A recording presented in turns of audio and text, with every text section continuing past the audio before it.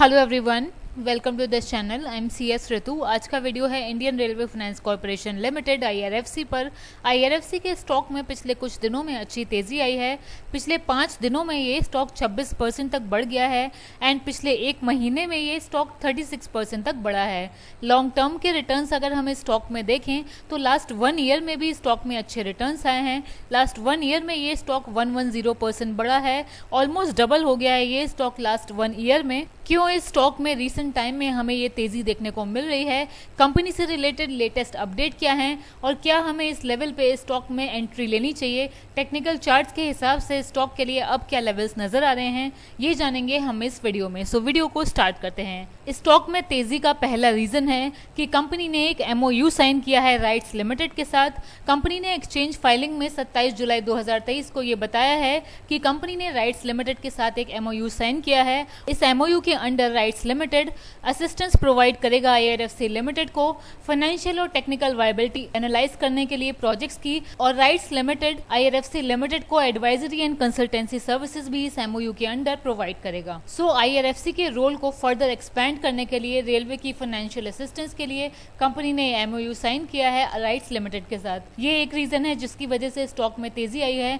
And एक और reason है जिसकी वजह से स्टॉक में तेजी आई है। न्यूज में ये आ रहा है कि इंडियन रेलवे प्लान कर रहा है 25,000 करोड़ के टेंडर्स फ्लोट करने का, जिसमें कि रेलवे प्रोक्योर करेगा अराउंड 60,000 वैगन्स जुलाई से सितंबर क्वार्टर में इस फाइनेंशियल ईयर 23-24 के। और इस टेंडर की वजह से इन सभी कंपनीज को बेनिफिट होगा, जैसे कि RVNL, IRCON international, RailTel, IRFC। इस टेंडर से IRFC को बेनिफिट इसीलिए होगा बिकॉज रेलवे अगर वैगन्स प्रोक्योर करेगा तो रेलवे को इसके लिए फंड्स की रिक्वायरमेंट होगी, और रेलवे की फंड्स की रिक्वायरमेंट मीट करता है IRFC। इसी वजह से स्टॉक के प्राइस में जबरदस्त तेजी हमें पिछले कुछ दिनों में देखने को मिली है। बट स्टॉक में ब्रेकआउट आ गया है, तो क्या हमें इस लेवल पे स्टॉक में फ्रेश एंट्री लेनी चाहिए? सबसे पहले फंडामेंटल्स के हिसाब से देखते हैं कि वैल्यूएशन के हिसाब से अब ये स्टॉक महंगा लग रहा है या ये स्टॉक लो प्राइस लग रहा है। वैल्यूएशन अगर हम देखें, स्टॉक का P 9.29 का हो गया है एंड इंडस्ट्री का P 6.77 का हो गया है।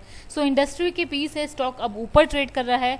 बुक वैल्यू इस स्टॉक का 35 का है, तो बुक वैल्यू से भी ऊपर ये स्टॉक ट्रेड कर रहा है, और स्टॉक अपने 52 वीक हाई के लेवल पे भी ट्रेड कर रहा है। सो वैल्यूएशंस के हिसाब से स्टॉक हायर वैल्यूएशंस पे इस टाइम पे मिल रहा है, लेकिन टेक्निकल के हिसाब से देखना भी जरूरी है क्या इस लेवल पे एंट्री बनती है स्टॉक में। IRFC के टेक्निकल चार्ट अगर हम देखें तो स्टॉक में एक ब्रेकआउट आया हुआ है। सो हम देख सकते हैं स्टॉक ऑलरेडी बहुत ज्यादा बढ़ चुका है। अगर ये स्टॉक करंट लेवल से गिरता है और इस सपोर्ट जोन को टेस्ट करता है, जो कि स्टॉक के लिए पहले रेजिस्टेंस की तरह एक्ट कर रही थी, तो इस स्टॉक में एक बाइंग का लेवल बन सकता है। इस स्टॉक के लिए पहला सपोर्ट मुझे 41.8 के लेवल पे नजर आ रहा है। अगर इस लेवल से नीचे ये स्टॉक गिरता है तो दूसरा सपोर्ट इस स्टॉक के लिए 37.25 है, जो कि मेरे व्यू के हिसाब से एक अच्छा लेवल है स्टॉक में एंट्री करने के लिए। लेकिन अगर ये स्टॉक इन लेवल से भी नीचे गिरता है तो स्टॉक के लिए फाइनल सपोर्ट है 34.3 के लेवल पे। अगर ये स्टॉक इन लेवल्स से नीचे क्लोजिंग दे देता है तो फिर ये स्टॉक बियरिश हो जाएगा,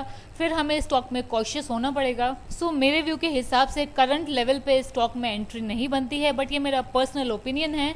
अगर ये स्टॉक थोड़ा करेक्शन दिखाता है तो फिर स्टॉक में एक एंट्री बन सकती है। बेस्ट एंट्री लेवल मेरे व्यू के हिसाब से 37 रुपीज़ का है स्टॉक के लिए, लेकिन ये मेरा पर्सनल ओपिनियन है। आप अपनी रिसर्च कीजिए, अपने एडवाइजर से कंसल्ट करिए, उसी के बाद किसी स्टॉक में इन्वेस्टमेंट कीजिए। IRFC से रिलेटेड एक बहुत इंपॉर्टेंट इवेंट आने वाला है कमिंग वीक में IRFC के फाइनेंशियल रिजल्ट्स आने वाले हैं जून क्वार्टर के। कंपनी के बोर्ड ऑफ डायरेक्टर्स की मीटिंग है 11 अगस्त 2023 फ्राइडे को, और इस मीटिंग में कंपनी के स्टैंड अलोन और कंसोलिडेटेड फाइनेंशियल रिजल्ट्स अप्रूव होंगे जून क्वार्टर के। बोर्ड ऑफ डायरेक्टर्स की मीटिंग के नोटिस में हम देख सकते हैं डिविडेंड का कोई भी मेंशन नहीं है। सो इस मीटिंग में कंपनी के रिजल्ट्स ही अप्रूव होने हैं, डिविडेंड नहीं आने वाला है अभी IRFC लिमिटेड में। IRFC की लास्ट क्वार्टर की परफॉर्मेंस अगर हम देखें तो लास्ट क्वार्टर में, मार्च क्वार्टर में, कंपनी का रेवेन्यू फ्लैट रहा था। 6236 करोड़ का रेवेन्यू कंपनी ने रिपोर्ट किया था एंड प्रॉफिटेबिलिटी डिक्लाइन हुई थी। नेट प्रॉफिट कंपनी ने रिपोर्ट किया था 1328 करोड़ का, जिसकी वजह से EPS भी डिक्लाइन हुआ था। EPS आया था 1.02 रुपीज का। सो रिजल्ट्स बहुत इंपॉर्टेंट इवेंट है। जैसे ही कंपनी के रिजल्ट्स का प्रीव्यू आ जाएगा एनालिस्ट की तरफ से, हम आपके साथ शेयर जरूर करेंगे। आप चैनल को सब्सक्राइब कर लीजिए। आज के वीडियो में इतना ही। वीडियो अगर आपको अच्छा लगा हो तो इसे लाइक करिए ताकि हमें मोटिवेशन मिले, हम इस शेयर को ज्यादा कवर करें। Thank you for watching.